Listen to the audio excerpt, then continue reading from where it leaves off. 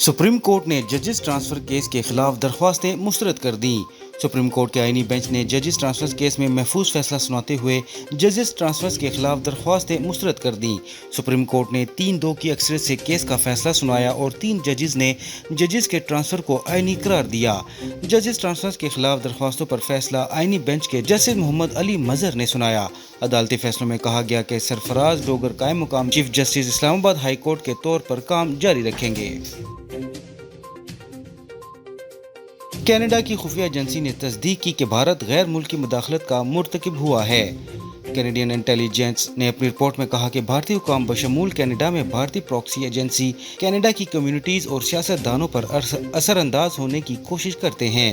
Report کے مطابق بھارت کی یہ سرگرمیاں کینیڈا کے موقف کو بھارتی مفادات سے ہم آہنگ کرنے کی کوشش ہے۔ بھارتی سرگرمیوں سے خاص طور پر کینیڈا کے خالصتان کے حامی افراد سے متعلق موقف پر اثر انداز ہونے کی کوشش کی جاتی ہے۔ وزیر دفاع خواجہ آصف نے کہا ہے کہ فیلڈ مارشل عاصم منیر کے اعزاز میں امریکی صدر ٹرمپ کا ظہرانا ایک بڑا سنگ میل ہے۔ انہوں نے کہا کہ فیلڈ مارشل عاصم منیر کے دورے کا شیڈول پہلے سے طے شدہ تھا، خطے میں اور خطے سے باہر اس دورے کے خوشگوار اثرات مرتب ہوں گے۔ سینٹ کی قائمہ کمیٹی خزانہ نے بجلی صارفین پر 10% ڈیٹ سروس چارج کی حد ختم کرنے کی تجویز مسترد کر دی۔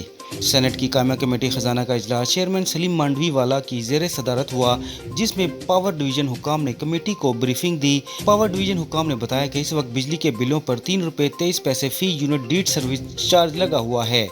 IMF کی شرط ہے کہ اس حد کو ختم کیا جائے۔ اگر پاور سیکٹر کو مالی ضروریات ہوں تو اس سر چارج کو بڑھایا جا سکے۔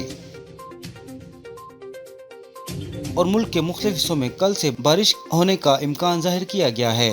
محکمہ موسمیات نے 20 جون سے 23 جون کے دوران بارشوں کی پیشن گوئی کی ہے، جس کے باعث گرمی کا زور ٹوٹنے کا امکان ہے۔